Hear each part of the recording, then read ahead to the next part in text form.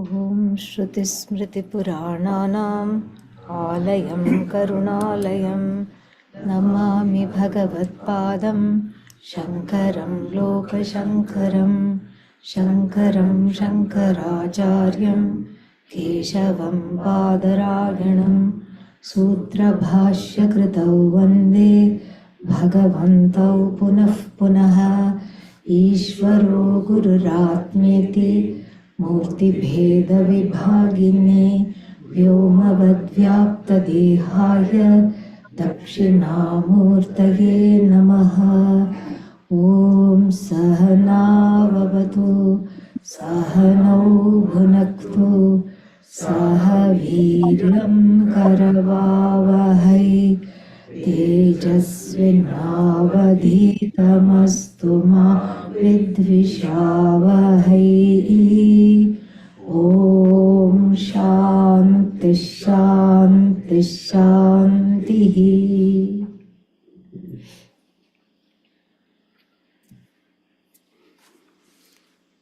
Suprabhatam to everyone. Dhanyashtakam. Ashtakam means, what does Ashtakam mean? That which has 8 verses. And then pertaining to Dhanyas. Dhanyanam Ashtakam, Dhanyashtakam. That is how the compound is released. And so this is an octet. Ashtakam means octet, that which has 8 verses. And then here these 8 verses are in describing and in the praise of what are called dhanyas. Who are these dhanyas? Who are these people who have the epithet of dhanya? First of all, what is the meaning of dhanya? Dhanya means many, many things. Blessed, one meaning. The blessed ones, blessed ones, one meaning. And what is the second meaning? Fortunate ones. And dhanya also means rich ones. So technically speaking, Elon Musk also is what? Dhanya. Only grammatically speaking, okay? Not according to this octet, as we will find out. Grammatically speaking, Dhanya. Shift this side. So, abundance, blessed ones, abundant ones. Abundant means what? Not well endowed in terms of finances. That's not abundance. Not well endowed in terms of so many other things. No. Abundance here has a specific connotation. Lack of put on your headphones if you want. Scarcity. Where? In the head. On my headphones. Yes, please. Scarcity resides in the head and in the heart. No, but what about poverty? What about it? Here are the people who are happy, sitting under a tree. They don't have anything. no possessions to call their own. This is in another text that talks about the jnanis. Moolam taroho kevalam ashrayantaha. They are moolam taroho. Taroho moolam, at the foot of the tree. That is their home. That's their real estate. Prime real estate. Well ventilated. Got it for free. It's just free to go sit under a tree. I think we have reached that point in the lecture where we have to mute everybody. So let's do that.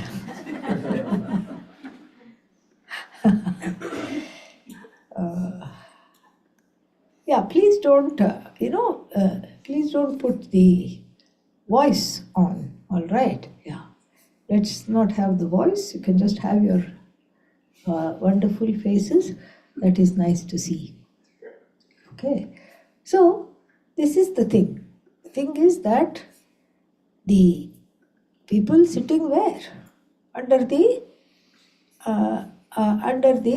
foot of a tree. Don't have anything. That is their real estate. Where do they live? They live. That is where they live, under the tree. That is their abode. Under the tree is their abode. But they are happy because if one tree becomes not available or somebody fights them off and chases them away, what do? Go to another tree. Simple as that. And then they eat of the best organic china. Biodegradable? Check. Yes. Biodegradable. What is that? Olive. Panidvaye. Panidvayam. These two hands. And that's, what are these hands? One is the plate. Left hand is the plate. Right hand is what? It can be spoon, or it can be fork, or it can be a spork. New word is there. Yeah. Half spoon, half fork. Yes. Wash, wipe, eat, wash, wipe, dry. See? Biodegradable. So scarcity is not in the... It can be an objective fact in terms of I don't have or something like that. But then objective fact means what? This I don't have. That's an objective fact. But because I don't have this, I have depression. I have a feeling of insecurity. This is on us. This is not an objective fact. You see, there are two different things. One is the objective fact that, seen in terms of my resources, will I ever be infinite? Say no, so we can move on. I'll never be infinite. Never ever be infinite. Seen in terms of my physical strength, can somebody be infinite? Never. Seen in terms of how many people I command, can I be infinite? No. And the internalization of all this lack is what is called scarcity mentality. And this is a huge deal. This is what is the meaning of samsara and the complete opposite of what is dhanya. Dhanya means getting rid of this internal scarcity. Otherwise, what are they? What are the people who are not able to get rid of this? Adhanyaha, not dhanya, simple. Yeah. Sanskrit is so easy. If you want to negate anything, you put a in front of consonant words and an in front of what? Vowels. Very simple. Adhanyaha, they are not dhanyas.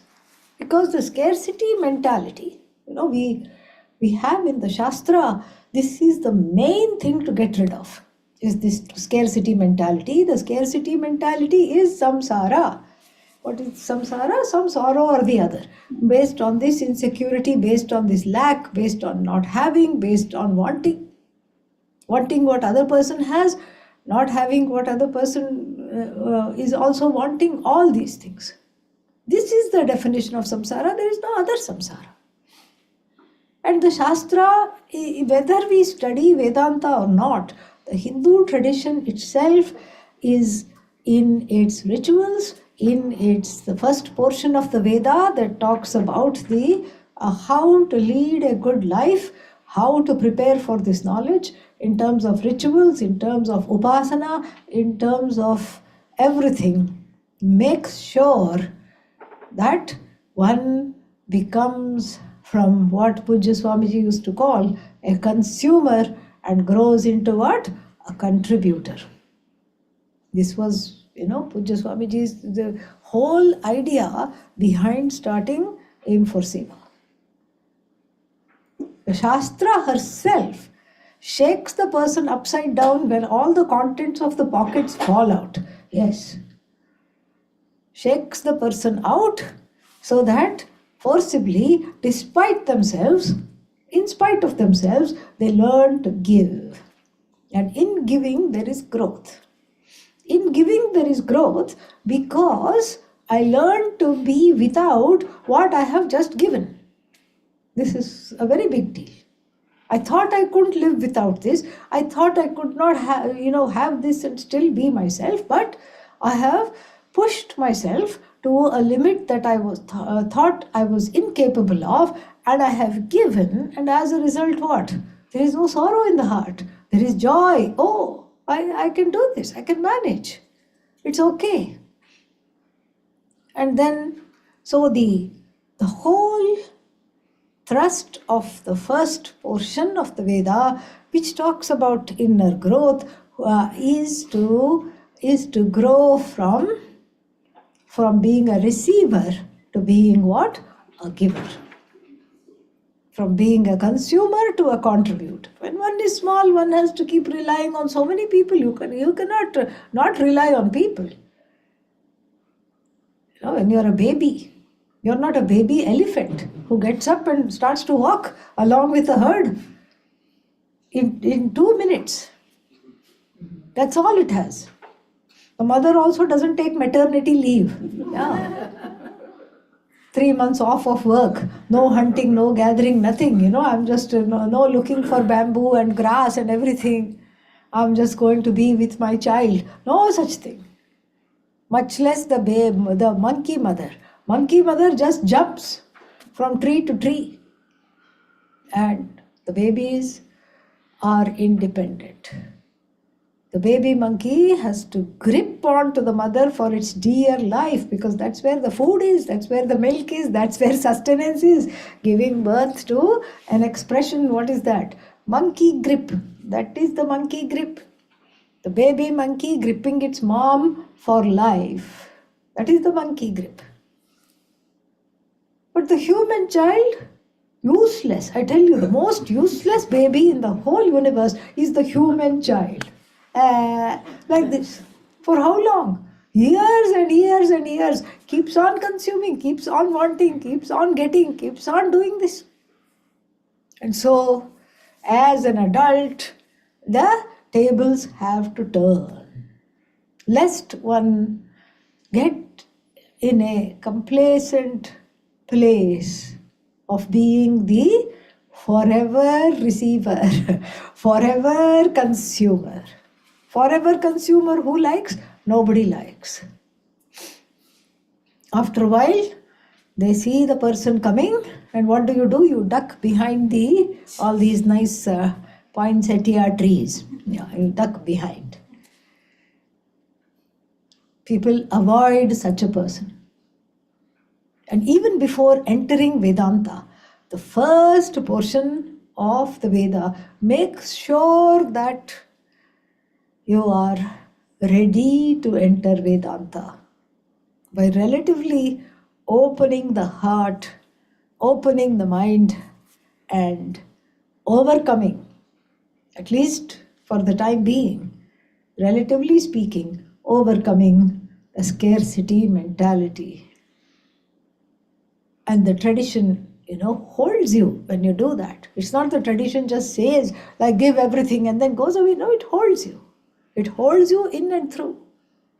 And then there are lessons at every level.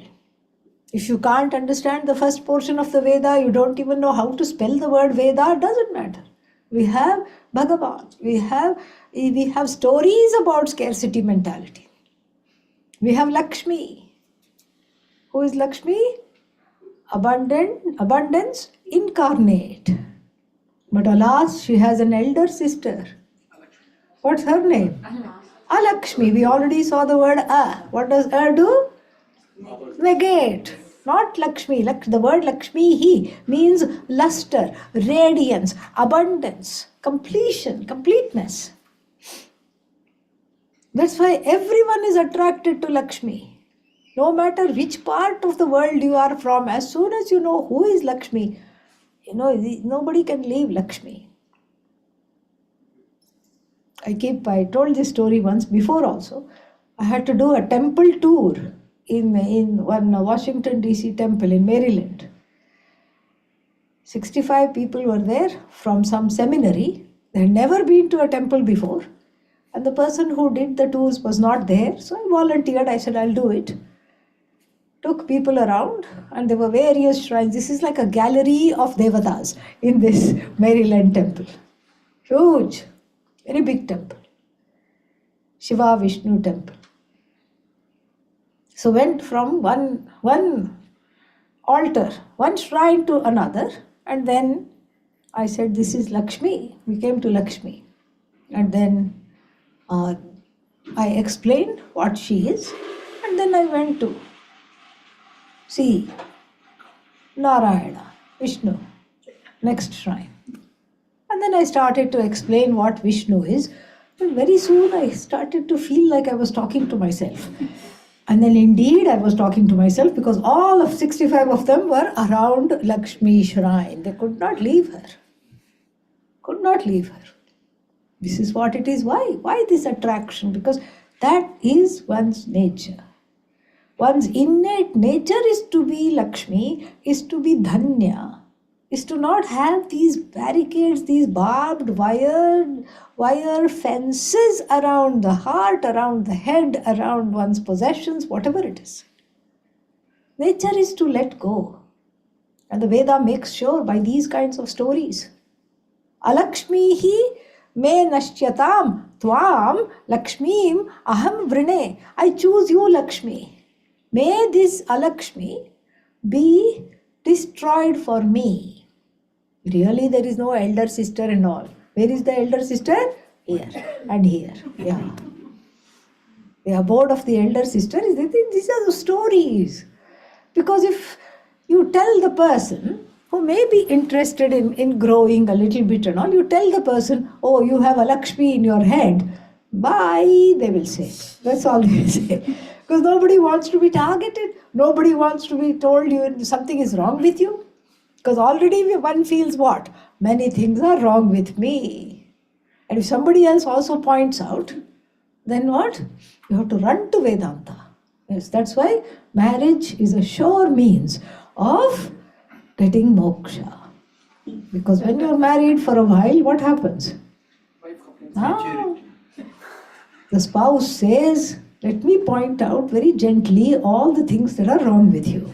Yes. And then what happens? You rush to Vedanta. Yeah. So if you want moksha express, get married. Yes, it will come. If you take it in the right way, that is. So basically, this scarcity, in terms of stories that we tell children, we are inviting Lakshmi. On Lakshmi Puja day, the next day which comes after Deepavali festival, then we will draw little footprints. Only one set of footprints. We tell her, please keep your elder sister outside. We don't want her. In some stories, she is the elder sister. In some stories, they are twins. One is the bad twin. And we don't want to look at her. We don't want her. We only want you. We want to welcome Lakshmi. We don't want Alakshmi. And so, this has nothing to do with one's assets. This has nothing to do with what one owns. This has nothing to do with that at all. This is an inner freedom, abiding in which the outer circumstances of one's life does not matter at all. Absolutely true. It does not matter what you have, what you don't have. Because even in terms of happiness, the Taittiriya Upanishad has made a PhD thesis into the study of happiness. It is called Ananda Mimamsa. Mimamsa means inquiry into me. That's why it's called Mimamsa. It's all about me. That is why Vedanta is so lovable. This is one's own time to be with one's own self. Nobody else matters. It's all about me, me, me, me, me. That's why it's called Mimamsa. Inquiry into what? Me. So this kind of a PhD level inquiry is conducted in the Taittiriya Upanishad, where the Ananda is also graded. Who is the happiest one? The one to whom all the resources of earth belong? The one who is young, but not restless, as the title of some ancient soap opera, Young and Restless. Here, I haven't seen it, okay? Just heard about it. From whom? Pujya Swamiji. Young and restless, no. This one is a young and sadhu. Young and civilized. Young and calm. Young and rested. Restful. Peaceful. Oh, must be a nerd. No, very strong. Must not have social skills. No, ashishta. Must not be able to, to keep his or her own word. Dradishta, balishta. Now especially if Indians are listening to this, one young man, it sets up an ideal, typical unit of one unit of human happiness that is possible. Yuva syat sadhu yuva adhyayakah. Very well brought up, young and calm, peaceful man. Why man? Because more strength is there. That's the only reason. And then very well studied, very polite, knows how to talk to everybody, the elders and everything, very respectful. And now, to an Indian parent, he starts to look like son-in-law material. In fact, the father is convinced, yes, let's not even worry about the horoscope. I think this is the boy for our daughter. The missus, being practical, she says, show me the money. Yeah, we can't eat good qualities. We can't live off of wonderful things. And then the Upanishad says, let us say, you want to know his portfolio, his financial portfolio, let us say that everything in this universe, all the mineral wealth, the material wealth, the natural wealth, everything belongs to this young man. This is one unit of human happiness. Oh, this is great. No, because you're not the only ones, we are not the only ones in this universe. There are lokas. There are entities, jivas in those lokas. There are celestials. So one unit of human happiness, we have to do some Vedantic mathematics, not Vedic mathematics, that's a different thing. Vedantic mathematics, if you do, what do you get? You multiply it by 100. And that is one unit of the lowest rung of celestials called Manushya Gandharvas, their happiness. Ayyo.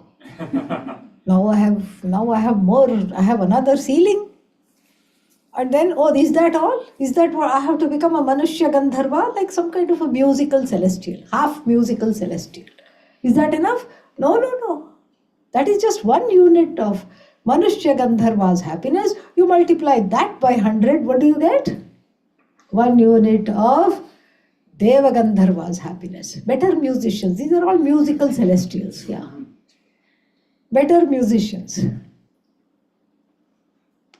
More skilled in improv and all kinds of things. More instruments, more aesthetic, more able to do many things which the Manushya Gandharvas cannot do. And it goes on. And then somewhere halfway up, then 1 unit of somebody's, the Pitralokas, and happiness. The Pitralokas means what? Ancestral. And ancestral loka, ancestral realm. Those who are in the ancestral realm, their happiness. And then what? Then we have 100 units of their happiness is equal to 1 unit of Karma Deva's happiness. Who are these Karma Devas? Their job is to become, is to bring chai to the other devatas in the celestial realms. Chaiwalas. At least if you're a chaiwala on earth, you can hope to become the Prime Minister. Yeah? But here, this is what it is. Gain lot of things, a lot of punya, accolades, everything. And then what? To become Karma Devata, to enjoy a level of happiness by serving other devatas. It goes on and on and on, and then this whole chant has a refrain. Every level of happiness is enjoyed by one person sitting under a tree. Who is that? Shrotriyasya cha kamahatasya. So, Shrotriya, the one who has studied well in a sound lineage. What is a sound lineage? A lineage that makes sound. No, sound lineage is a lineage that does not distort the intended meaning of the Shastra. That is the sound lineage. So this sound lineage, the one who has come from this lineage, who has studied very well, and then who is desireless, akama hataha, not killed, hijacked by desires. Don't say akamena hataha, killed by desirelessness. No, you have to be careful how to resolve these compounds. Kamena nahataha, not destroyed by kama. This is what, that same person sitting under a tree, having organic china in the form of what? Hands, 2 hands. And having a wonderful car in the form of what? 2 legs. Enjoys all the levels of happiness and beyond without acquiring anything, without going anywhere. This is accomplished by Atma Jnanam. Atma Jnanam, self-knowledge, which is compulsory for gaining this freedom. There is no option. Yesterday we have already talked about that one option. What is that option? When can you gain moksha without gaining this knowledge? You can fold it like a When you can fold up space like a towel and wrap it up, like a carpet. Like your yoga mat, what do you do after doing yoga? Roll it up and put it under your arm. When you can do that to space, then you can get moksha without knowledge. This knowledge is needed. Why? Because the problem is where? In wrong understanding, wrong thinking. Yesterday we already introduced our favorite example. What is that? Rope snake. I cannot project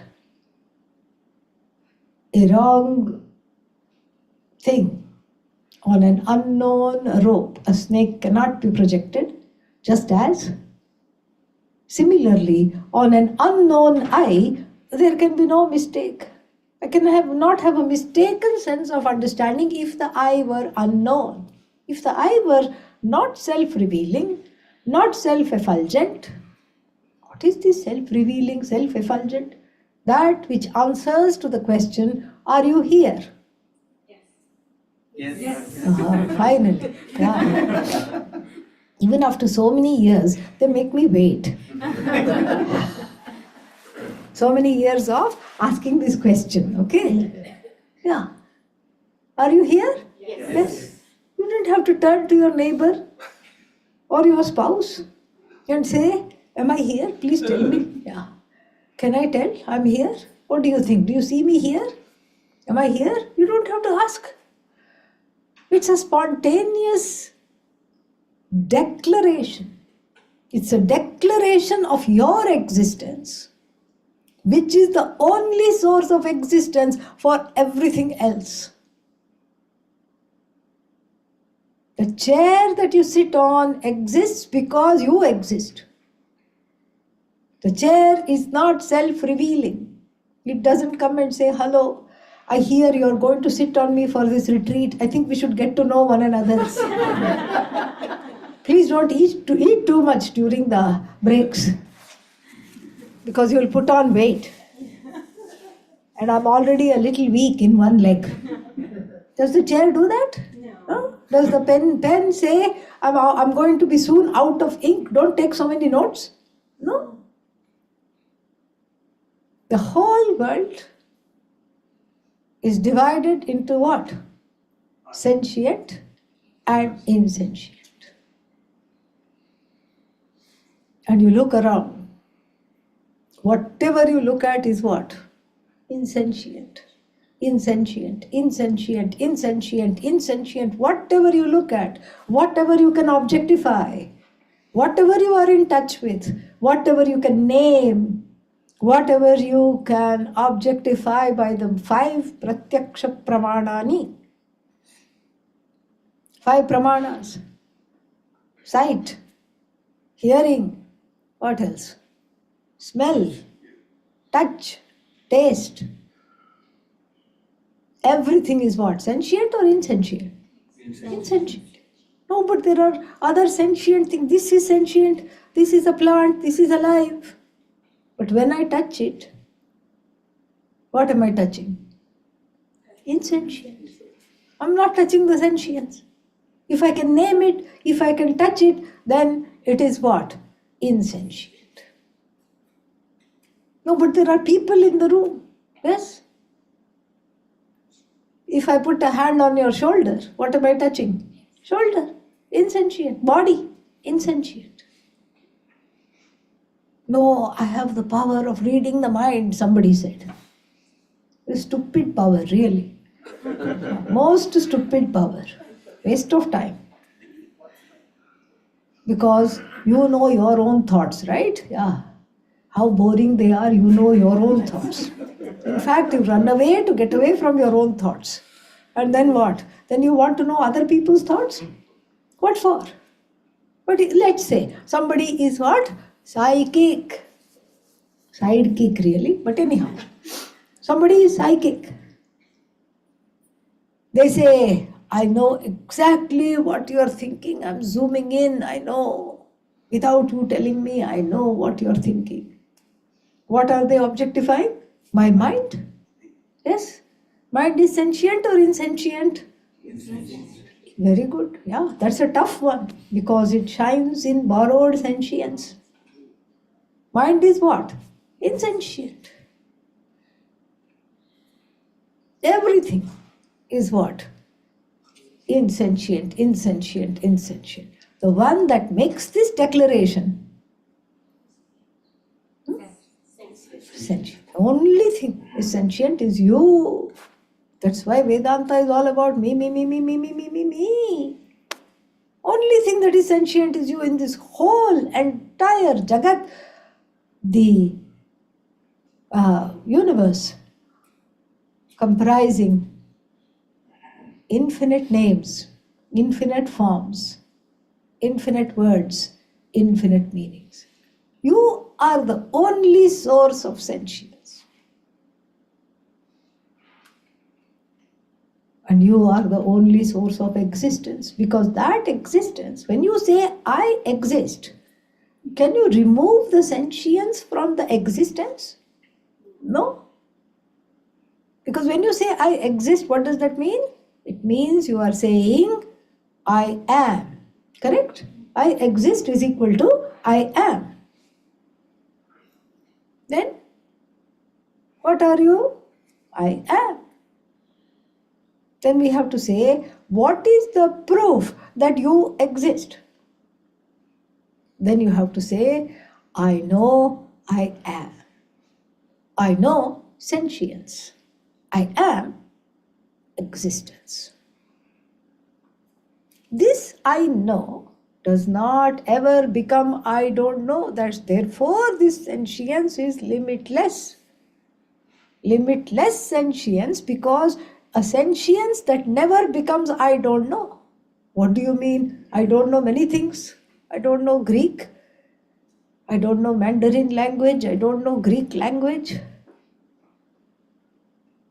But what do you know? I know that I do not know. This is very important. I know that I do not know, and so that I know, the ontological I know, never becomes I don't know. That is what we call Chit, Jnanam. And the first one is what? I am. Sat, existence. Satyam, Sat. They are all, what are they called? They are all synonyms. Satyam, Sat, Chit, Jnanam. And then, how long are you existent? This is a very important thing. How long is this sentience? This we use in keeping with what one wants. What not just the human being, but any life form wants. Starting with our mosquito. When the mosquito bites, where does it bite? Somewhere down in the legs, where you are not looking. No? If it bit you right here, in a lighted area, it knows it will get instant moksha. Yeah. With your hand, you will make it into chutney. It knows that. So therefore, what will it do? It will find a place where it will not be found to bite. Why? It doesn't want to stop existing. That's why every life form that is not meant to be eaten, what does it do? Runs away from you. If you start to hunt it, it will run away from you. Why? Because it wants to be. It wants to be. It wants to not come to an end. And same with the I. The I in any body, in any mind, does not want to come to an end. Frantically, what is one doing? One is constantly looking. To do what? To try to continue in some way or the other. One wants to continue as much as possible. In fact, I don't want death to cross my door. Go away, Lord Yama. I'm not ready. Says who? Even the 98-year-old bedridden grandpa will say that. I'm going to have great-great-grandchild. You go away. Go away. But you are not in good shape. Doesn't matter. But you are just now complaining. Yama, where are you? Take me. I happen to be in the neighborhood. I came, Grandpa. Take your inauspicious face away. Who asked you to come? Nobody wants to go. In a way, we desire endlessness. How can you desire the infinite when you don't know what it is? This is a very interesting question. What you don't know, you cannot desire, one can say, but actually you do know what it is. You do know what it is. How to know that I am free of sorrow, everything is endless? How to know? All you have to do is go to sleep. Hopefully not right now, but all you have to do is what? Sleep. Are you holding grudges in sleep? No. When you wake up, they also wake up and have a little bit of your tea and they become activated. What happened to all the other problems in sleep? They too are gone. What happened to the aches and pains and sorrows and difficulties, scarcity, everything is gone. All that is there is you as Bhagavan. You are one with Bhagavan in sleep. So sleep is mini moksha. It is, who said Vedanta is not experiential? We are talking about experience. A very intimate experience, a very universal experience of what? Sleep. Everybody has it. Even the person who says, I never go to sleep, has to go to sleep at some point. Take them to Vedanta class, they will immediately go to bed. So, sleep is very much a joyful experience. That's why everybody wants to go to sleep, and that's why this frazzled generation of people who are constantly looking at their phones even in the middle of the night need a new kind of doctor, which is called sleep doctors. Doctors who help you sleep. That's their only job. They hook you up, they find out what is going on, why you're not sleeping, all these things. And then now there is a new thing. Sleep hygiene. Yeah?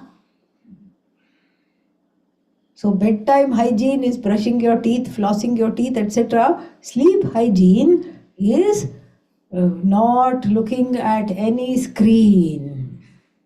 Yes, not looking at any screen 1 or 2 hours before the bedtime, and not having the TV in the bedroom, all these things. Having a dark room, all these things. They will tell all these tips for sleep hygiene.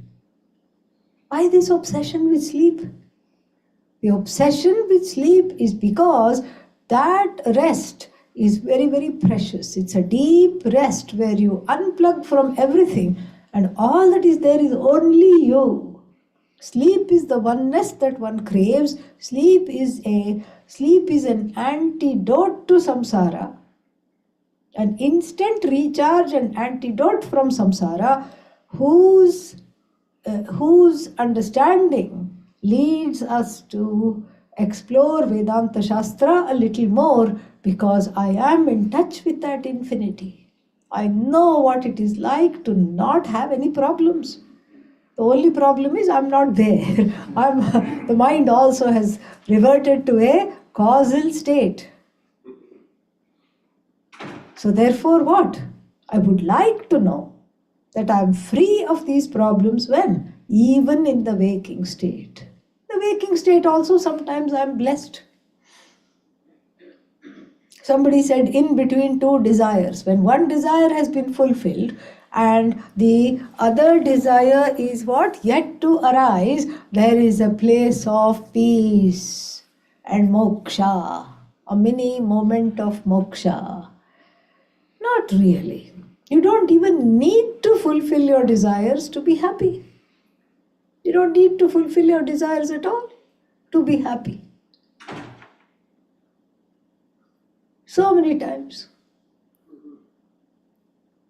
Like the story of the joke that Pujya Swamiji told. One time in class, Pujya Swamiji told a joke. Everybody laughed. They rolled over on the floor laughing. 1 week later, only one man did not laugh. He didn't understand. And he was honest enough to say, okay, I don't know. He could have also looked around, pretended to laugh. But no, he was honest. He said, I don't get this. 1 week later, he thought he got it. He said, oh, I got it. I have to meet Pujya Swamiji and tell him. He met Pujya Swamiji and said, Swamiji, 1 week ago you told this joke. Now only I understood today. Standing under the shower, I suddenly had this brain wave, Swamiji. I understood what was the joke. And then Pujya Swamiji said, please tell me what you understood.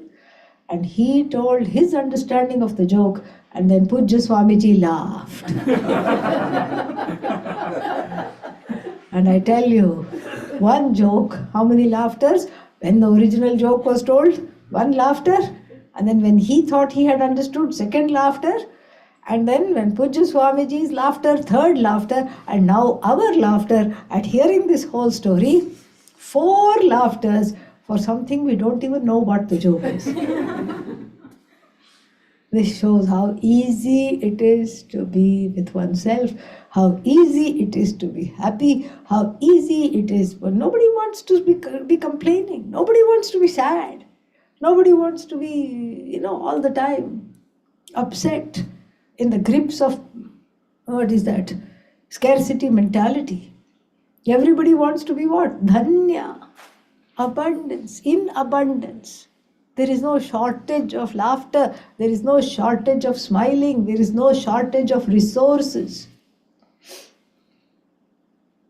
But we have been born and brought up and fed on the vital victuals of scarcity all the time.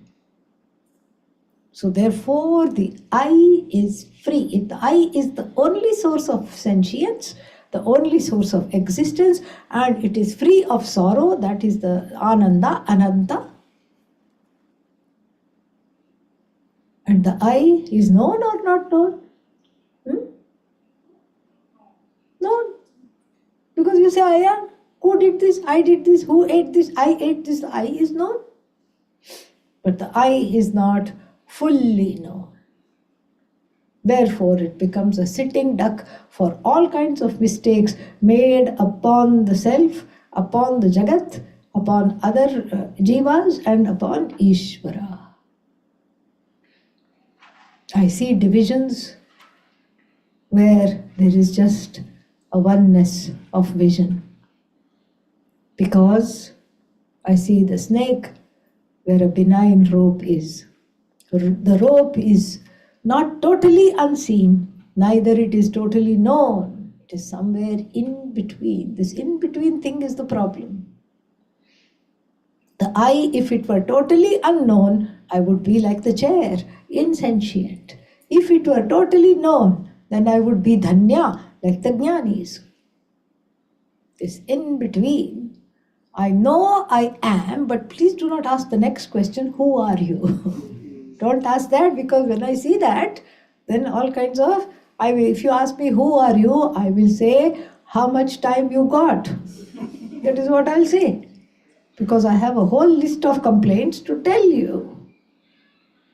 I have a whole lot of things to share with you. I have a whole list of complaints to tell you. And so therefore, please do not ask who I am. I know I am. That's all it is.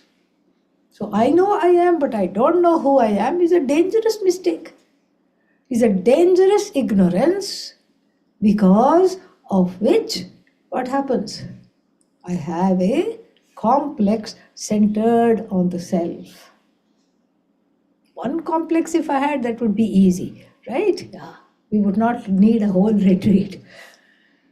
And that one complex morphs like a virus, like a inner pandemic, into many, many, many, many endless complexes.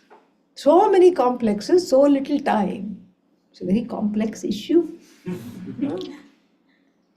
And so these complexes, what to do with them, where to take them, how to be with them, very difficult.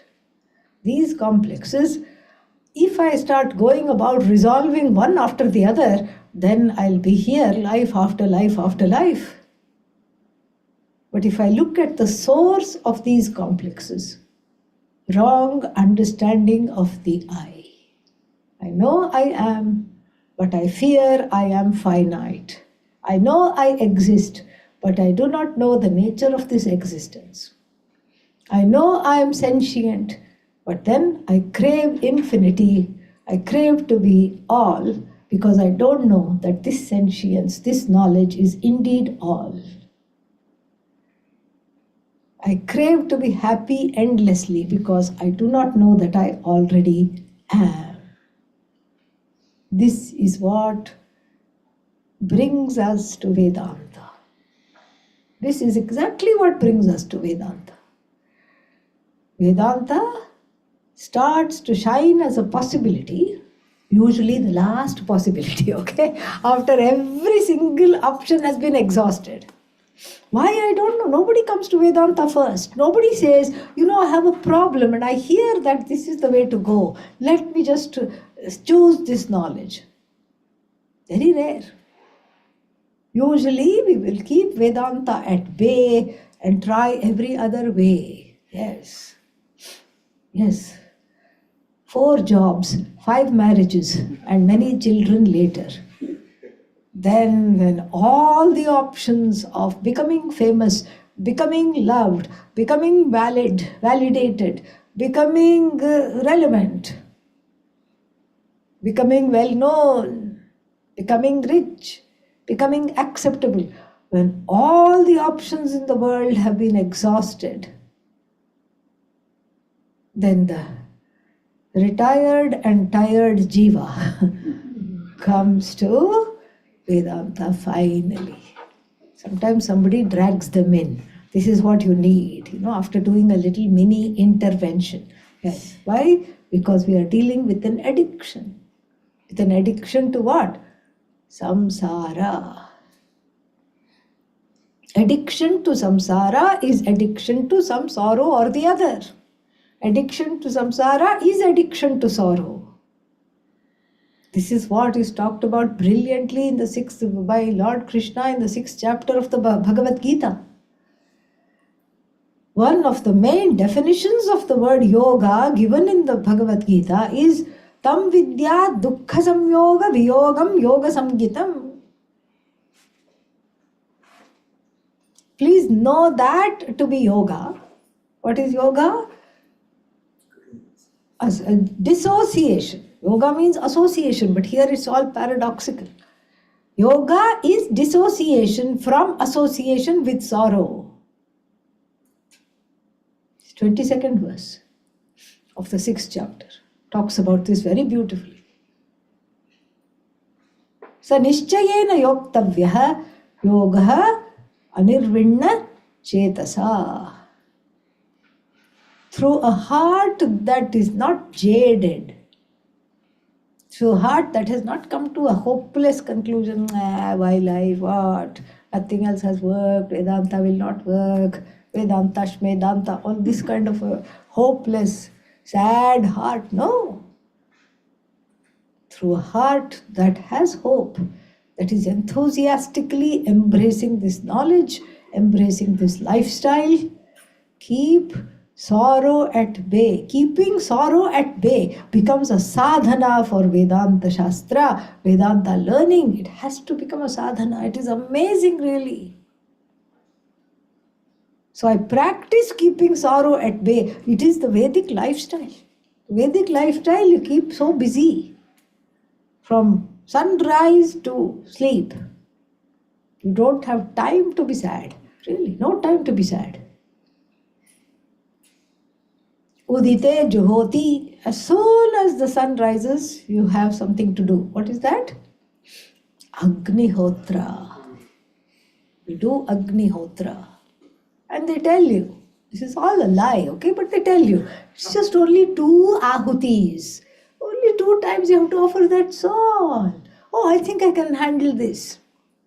And then they tell you, you have to do it 2 times a day. All right, yeah, you have to do it morning and evening. And then they tell you, this is just the main portion, but there are all these satellite rituals which have to be done. There is a moonlight satellite rituals, full moon satellite ritual that has to be done on the full moon day, and a no moon satellite ritual that has to be done on Amavasya, no moon day. And then in between there is, you have to take care of guests, not people who call and come, no, people who just drop in. People who drop in you have to take care of. That is what Atithi. Tithihi na vidyate yasya. The one who comes without giving a date. No appointment, no SMS, nothing. Atithi. Drop, you have to do that. Atithi yagya, manushya yagya, deva yagya, bhuta yagya, all these things. All these things you do. Then you will get the punya of this Agnihotra. This is what is that called? Aversion therapy. Yeah. Because after finding out all these I have to do, then Vedanta seems much, much easier. Much, much easier. And so, the Veda keeps you very, very busy and very, very prayerful. The first portion of the Veda pushes you to Vedanta. It pushes you to graduate very, very quickly. That's why there is no time to be sad. Udite Juhoti. This is where we started. Udite Juhoti means as soon as the sun rises, it has to be offered. Oh, in the winter, that's really hard. Ooh. Is there an option? Sure. What is the option? Anudite Juhoti. You can do before sunrise. Then, as the sun is rising, to do seems better, right? No, I'll do as the sun is rising. And there are all these rules. You don't use ghee. We use ghee nowadays. But in the olden days, it was ajyam. What is ajyam? Ajyam is butter melted by the baby sun rays. Which means what? In Pittsburgh, you can't do yajna. At all in the winter. Cannot do yajna at all. Where are you going to get baby sun rays? All these rules are there. But following that kind of a lifestyle, that was a sadhana for not entertaining Alakshmi, by the way, Alakshmi is depressed, okay? Yeah, that I forgot to tell you. Alakshmi is depression personified. Not entertaining Alakshmi, not entertaining sorrow at all. And then, finally, when one comes into the lap of Vedanta, things start to look better, definitely. One heaves a sigh of relief. Finally, I am home. Finally, at least even if I'm not I'm not at home yet, I'm in the bus that is bound for home. What kind of a home it is? Om is whose home. That is who I am. I'm in the bus. Bus means what? Bus means I'm with everybody else who is bound to the same destination as myself. And where will it take me? It will take me and transform me. This knowledge, this vehicle called Shastra, in the form of the Dhanyashtakam, will take me to become myself, become within quotes, Dhanya. This becoming is more of a being. It's more of a discovery. The potential to be a butterfly was already there in the caterpillar. The caterpillar, the jiva is like a caterpillar, eats the leaves of the Shastra, assimilates and has some nididhyasana. It's in this little, what is that called? Yeah, cocoon. It's in the cocoon with itself, and then finally it flies out. This is the destiny of every human being, whoever has had a human life. And with this introduction, let us just at least chant the first, what are they called? Verses. First shloka we will chant. Page 4. Page 4, I'm told. And the first shloka, it is in two different meters.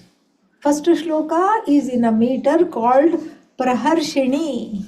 Praharshini, she who instantly makes you happy. The meter itself makes you happy. Forget the contents of the verse. The meter itself makes you happy. It has a kind of that kind of an effect. That's why she has been named like that. And the rest of it is in the meter called Vasanta Tilaka.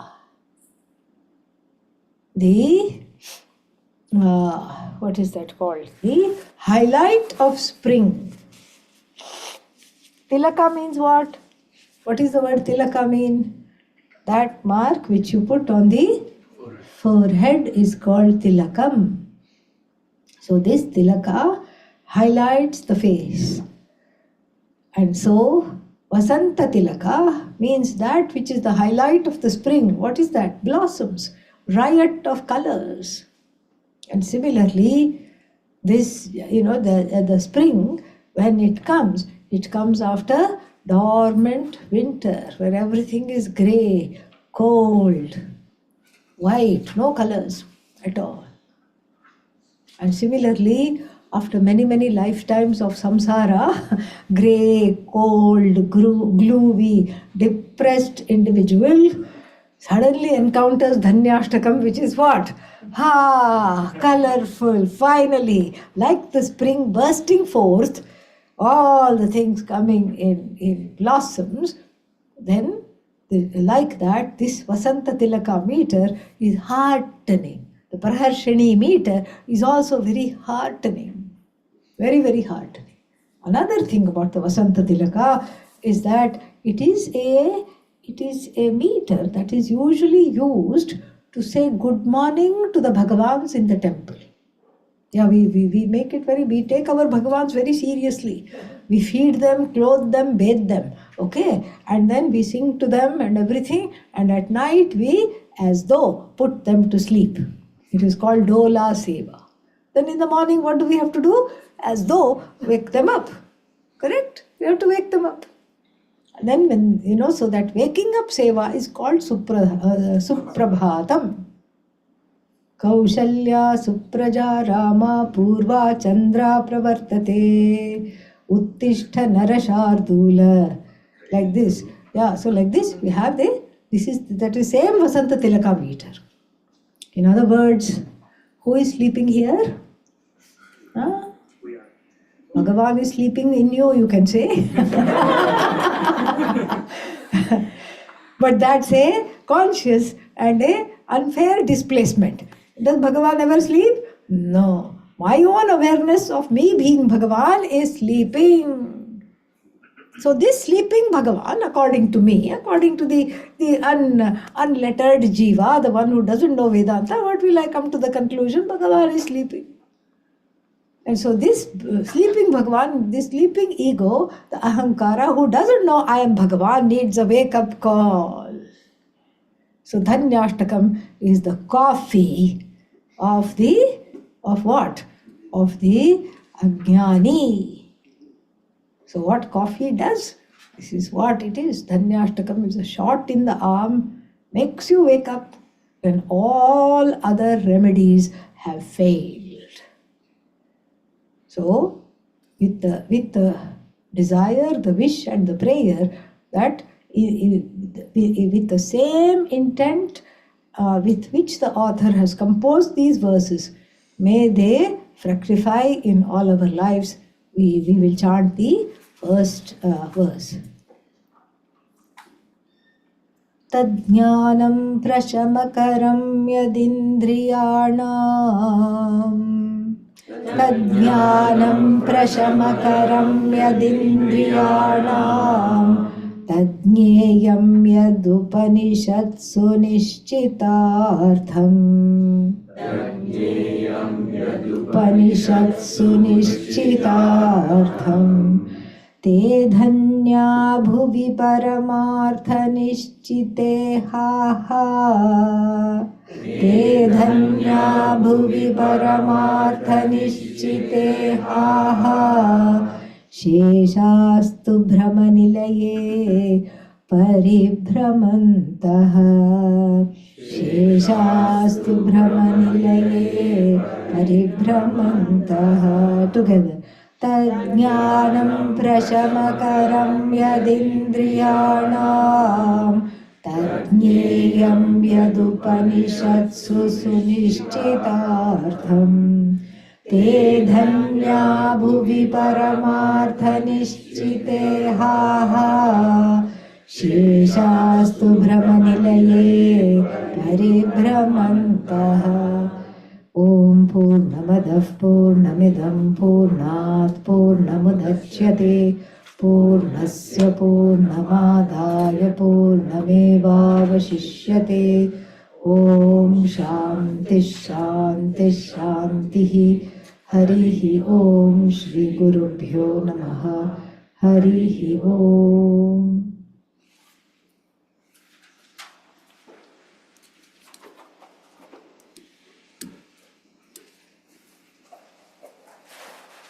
I don't think it's off.